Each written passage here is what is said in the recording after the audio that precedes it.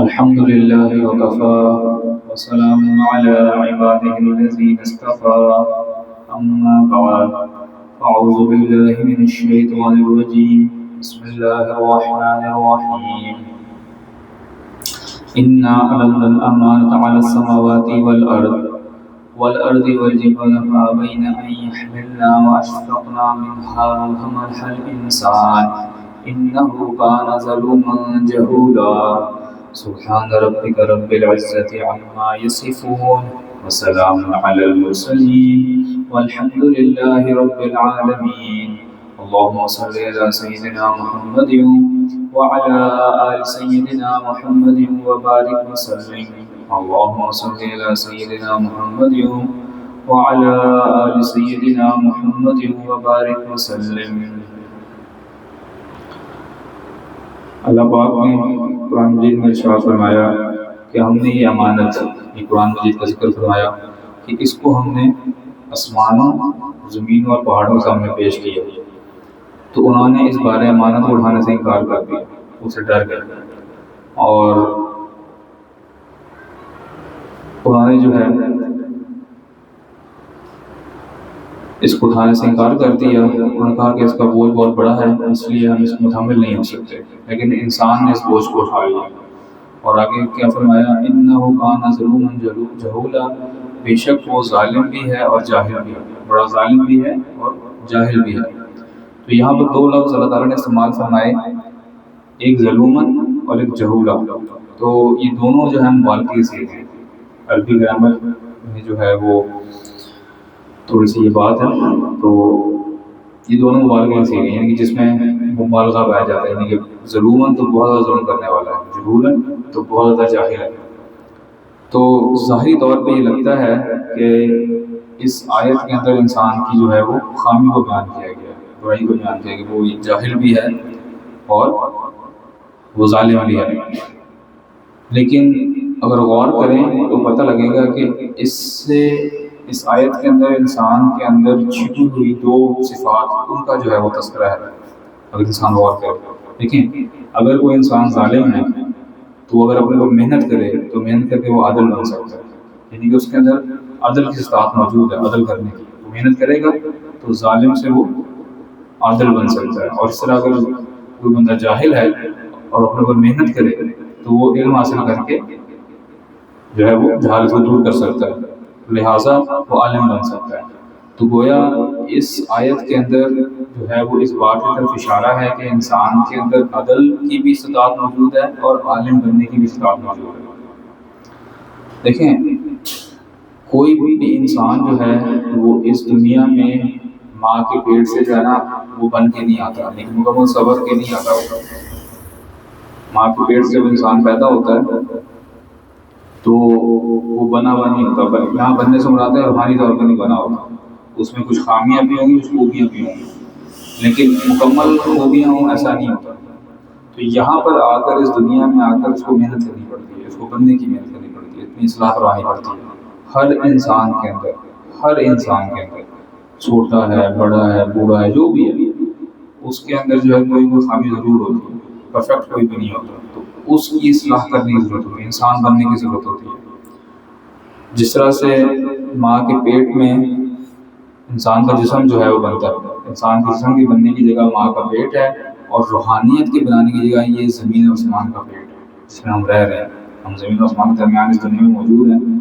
تو اس زمین اور آسمان کے پیٹ کے اندر یہاں پر ہمارے پاس وقت ہے اور اپرچونیٹی ہے کہ ہم اپنی اصلاح کر لیں اور روحانیت کو بنا لیں۔ دیکھیں نا، ایک انسان جو ماں کے پیٹ سے کوئی نسخ لے کے پیدا ہوتا ہے، مثال کے طور پر اس کی آنکھیں نہیں ہیں، آنکھیں خراب ہیں، تو ڈاکٹر جتنا بڑے زور لگا گئے بالآخر وہ یہ کہتے ہیں کہ جی یہ پیدائشی بیماری ہے، یہ دور نہیں ہو سکتی ہے۔ اسی طریقے سے یہ جو زمین اور آسمان کا پیٹ ہے، اگر ہم نے اس میں محنت نہ کی، اس ٹائم کو محنت نہ جانا اور اپنی اصلاح نہ کی، اور ہم اللہ تعالیٰ کے روح ایسے ہی چلے گئے، تو پھر قیامت میں جا کے روحانیت حاصل نہیں ہوگی، وہاں پہ وہی روحانیت ہے۔ یہاں پہ روحانیت حاصل کرنے کا جو ہے نا وہ ٹائم ہے، وقت ہے، یہ جگہ۔ تو لہٰذا ہر بندے کو چاہیے، چاہے وہ مرد ہے عورت ہے جو بھی ہے، وہ اپنی اصلاح کی کوشش کرے۔ اور اصلاح کی کوشش تب ہوتی ہے، یاد رکھیں، ایک بندے کے اندر اصلاح کا جذبہ تب پیدا ہوگا جب وہ اپنے آپ کو غلط سمجھے گا، اپنے آپ کو غلط سمجھے گا، اپنے نقائص کے اوپر نظر رکھے گا، میرے کیا کیا خامیاں ہیں، جب وہ اس کے اوپر نظر رکھے گا تبھی وہ اپنی اصلاح کر سکتا ہے۔ جب ہم دوسروں کی خامیوں پر نظر رکھیں گے، بعض کا تو ایسا بھی ہوتا ہے، شیطان بڑا تیز ہے، نظر بڑا تیز ہے، لوگ آ کے بیٹھتے ہیں بیانات میں، تو جو بیانات سن رہے ہوتے ہیں نا، اور اس میں کچھ باتیں بتائی جا رہی ہوتی ہیں، تو اس باتوں کو وہ بجائے اپنے اوپر لگانے کے کہ بھئی یہ بات مجھے پتہ لگی تو اچھا میں جج کروں، میں کہاں پہ لائق کرتا ہوں، وہ اس باتوں کو دوسروں پر لگا رہے ہوتے ہیں۔ اچھا وہ بندہ جو ہے وہ دیتے خامی بھی ہے گی، خامی بھی ہے گی، یہ بھی مسئلہ ہے۔ بیٹھے یہاں پر ہوتے ہیں تو اللہ مسجد میں بیٹھے ہوتے ہیں، لیکن وہ جو باتیں سنتے ہیں، جو قیمتی موتی سنتے ہیں، وہ اس کو بجائے اس کے کہ اپنی اصلاح کے لیے استعمال کریں، اپنے گربان میں جا کے دوسروں کے گربان میں جھانک رہے ہوتے ہیں۔ ان کی جو ہے وہ اس میں تو یہ بھی ہے، اس میں یہ بھی ہے، اس میں یہ بھی ہے، میں تو اتنا اچھا ہوں، میرے میں تو یہ بھی ہے۔ جب تک یہ انسان کے ذہن سے نہ نکلے گا، اس سے باہر نہیں آئے گا، اس بات کو ایکسیپٹ نہیں کرے گا کہ میرے اندر خامی ہے، مجھے درست کرنا ہے، تب تک جو ہے نا وہ اصلاح شروع نہیں ہوگی۔ اور خامی کو ایکسیپٹ کرنے میں انسان کے آڑے کی آتی ہے، انا آتی ہے۔ انسان جو ہے وہ کہتا ہے یار میں جو ہوں، میں غلط ہوں، نہیں میں غلط نہیں ہوں۔ غلطی ایکسیپٹ کرنے والے لوگ بہت کم ملتے ہیں۔ بہرحال خیر، تو لہٰذا یہاں پر ایک اور اہم نقطہ ہے کہ امانت کا بوجھ بندے کے سر پر رکھا گیا تو بندے نے اس کو اٹھا لیا۔ اب غور کرنے کی بات یہ ہے کہ بوجھ اٹھانے والے کی بھی کچھ حقوق ہوتے ہیں، بوجھ اٹھانے والے کی بھی کچھ حقوق ہوتے ہیں۔ کیا مطلب؟ لیکن اللہ تعالیٰ نے گدھے کو بوجھ اٹھانے کے لیے پیدا کیا، گدھا بوجھ اٹھاتا ہے، لہٰذا اس کا بوجھ کھانا حرام ہے، اس کا گوشت نہیں کھا سکتے، حرام ہے۔ یعنی کہ جب گدھے نے اس بات کو ایکسیپٹ کر لیا کہ وہ بوجھ اٹھائے گا تو اس کے گردن میں چھری نہیں چلے گی، اس کو آپ ذبح نہیں کر سکتے، اس کو ہاں اسے کام لے سکتے، ذبح نہیں کر سکتے۔ اس طریقے سے اب تو باندھنے کا رواج نہیں ہے، تو آپس میں دور میں غلام ہوتے تھے، باندیاں بھی ہوتی تھیں، تو اگر کوئی باندی حامل ہو جائے، حاملہ ہو جائے، تو اس کے آقا کو اجازت نہیں ہے کہ اس کو بیچے، وہ اس کو اجازت نہیں ہوتی کہ اس کو بیچ سکے۔ اب حاملہ ہو گئی ہے تو اس کو اپنے ساتھ رکھے گا، چاہے تو آزاد کر دے، نہیں تو اپنے ساتھ رکھے گا، اس کو بیچنے کی اجازت نہیں۔ تو جب اس نے بوجھ اٹھا لیا، ان کے بات کو سمجھیں آپ، جب اس نے بوجھ اٹھا لیا، حاملہ ہو گئی، تو اب اس کا حق ہو گیا کہ اب مالک اس کو بیچ نہیں سکتا، مالک اپنے ساتھ رکھے یا اس کو آزاد کر دے۔ اسی طریقے سے خلاصہ کلام کیا کہ جس طریقے سے گدھے نے بوجھ اٹھایا تو اس کا حق تسلیم کیا گیا، باندی نے بوجھ اٹھایا تو اس کا حق تسلیم کیا گیا، اسی طرح جو انسان اس دنیا میں اللہ رب العزت کے بارے امانت کو اٹھائے گا تو اللہ رب العزت قیامت کے دن اس کے حق کو تسلیم فرما دیں گے اور پھر جہنم کا ایندھن نہیں بنائیں گے، کیونکہ یہ بوجھ ہمارے پر ہے کہ ہم نے امر بالمعروف نہی عن المنکر کرنا ہے۔ اس بوجھ کو، قرآن نے بوجھ کو اٹھا لیا، تو جو اس بوجھ کو اٹھا لے گا تو پھر ظاہر سی بات ہے کہ اس کا حق بھی ہے، اس کا حق بن جائے گا کہ اللہ تعالیٰ پھر جو بندہ اخلاص کے ساتھ اس دین کی محنت کرے گا تو اللہ تعالیٰ ایک تو پہلی بات یہ کہ اس کی کوشش کو رائگاں نہیں کریں گے، اس کو عمل کا اجر پورا دیں گے، بلکہ پورا کے بڑھا کے دیتے ہیں ہمیشہ۔ بڑوں کی شان اور ہوتی ہے، بڑے ایسے نہیں کرتے، اب بڑوں کا معاملہ ایسا نہیں ہوتا کہ وہ پورا دیں، وہ ہمیشہ سخاوت کرتے ہیں، زیادہ دیتے ہیں۔ تو لہٰذا آپ دیکھیں کہ ہم اپنے گھر میں کوئی کام کرواتے ہیں اور کسی مزدور کو لے کے آتے ہیں تو سارا دن وہ کام کرتا ہے، پسینہ بہاتا ہے، تو دل اجازت نہیں دیتا کہ یار اس کو کچھ نہ دیں، کچھ نہ کچھ بندہ انسان ضرور اس کی مزدوری اس کو دے کے بھیجتا ہے، انسان کا دل نہیں کرتا۔ اس طریقے سے باوجود اس کے کہ ہمارے اندر تمام برائیاں موجود ہیں، حرص بھی ہے، طمع بھی ہے، لالچ بھی ہے، لیکن پھر بھی انسان جو ہے اس میں شرافت بھی ہوتی ہے، وہ کہتا ہے یار اس نے اتنی محنت کی ہے، پسینہ بہایا، تو اس کو اس کا حق بنتا ہے، اس کو دو۔ تو اسی طریقے سے جو بندہ ساری زندگی اس دین کی محنت میں اپنا ٹائم لگائے گا، ظاہر سی بات ہے قربانی بھی دینی پڑے گی، استطاعت کے مطابق قربانی بھی دینی پڑے گی، بیوی بچوں کی قربانی ہے، ٹائم کی قربانی ہے، اور چیزوں کی قربانی ہے، لیکن جب اس کام میں لگائے گا وقت تو پھر اللہ تعالیٰ اس کو ضرور عطا فرمائیں گے، حسن عطا فرمائیں گے۔ تو لہٰذا یہ بات اپنے ذہن میں بٹھا لیجئے کہ اللہ رب العزت نے انسان کو جہنم کے لیے پیدا نہیں کیا، عذاب دینے کے لیے پیدا نہیں کیا، یہ عذاب تو ہم خود اپنے عملوں سے خریدتے ہیں، ہم اپنے عملوں سے عذاب کو خریدتے ہیں۔ اللہ تعالیٰ نے ہمیں نہیں پیدا کیا اس لیے کہ اللہ تعالیٰ ہمیں عذاب ہے، وہ ہمارے اپنے گناہ ہوتے ہیں کہ ہم اس میں جو ہے وہ ملوث ہو جاتے ہیں، ہم اپنے خواہش نفس کو جو ہے اپنا معبود بنا لیتے ہیں۔ تو اگر ہم سن کا زندگی گزاریں تو کیوں عزت نہیں ملیں گی؟ ملیں گی، سب کو عزت ملے گا۔ اللہ قانون آپ سن کے مطابق زندگی گزاریں، سنت پہ چلیں تو آپ کو سنت کی برکتیں بھی ملیں گی اور آپ کی زندگی بھی آسان ہوگی، اور اللہ تعالیٰ کو عزت بھی عطا فرمائیں گے، دنیا میں بھی عطا فرمائیں گے اور آخرت میں بھی عطا فرمائیں گے۔ لیکن یہ ہے کہ آپ کو اس کے لیے محنت کرنی پڑے گی، اور محنت کرنے کا وقت جو ہے وہ یہی ہے۔